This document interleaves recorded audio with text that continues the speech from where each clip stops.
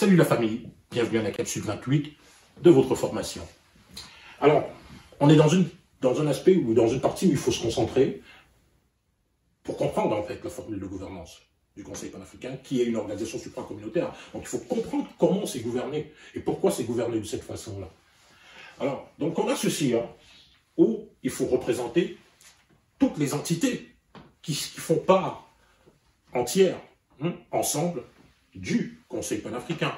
Donc on a ces individus, on a donc un aviseur, donc on a le ou la présidente directrice générale, cet individu qui a été élu par l'Assemblée et qui a formé le bureau exécutif, donc qui devient directeur ou directrice générale, qui devient donc président du CA, ou président du CA. Alors, on a le secrétaire administratif, on a l'aviseur de l'Assemblée. Ensuite, on a l'aviseur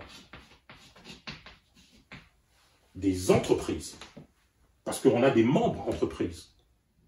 Alors, attention, on a des entreprises, des organisations à but lucratif et des organisations à but non lucratif, qui sont membres et collaborateurs de l'association, membres et collaborateurs du Conseil panafricain. Donc, il faut penser à leur représentation au sein du CA. C'est pour ça qu'on a un aviseur, qu'on appelle l'aviseur des organisations à but lucratif, donc des entreprises. Ensuite, on a notre aviseur pour les organisations, pour les OBNL, parce qu'on travaille avec les OBNL, des organisations à but non lucratif, qui ne sont pas nécessairement des associations, mais qui sont des organisations à but non lucratif, qui sont membres, collaborateurs et collaboratrices du Conseil panafricain. Donc il faut faire la représentation dans le CA. Ensuite, on a l'aviseur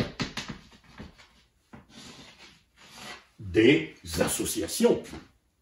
Ça veut dire que toutes les associations afro-descendantes ont une représentation au sein du CA.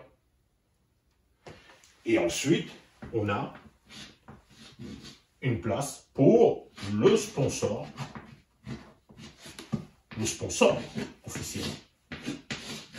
Comment dire, le partenaire financier qui va accompagner la gouvernance du Conseil panafricain et qui va donner cette capacité financière-là et qui va bénéficier d'une stratégie de visibilité et une stratégie d'affaires, parce que ce partenaire, cette institution financière, nous aura accompagnés.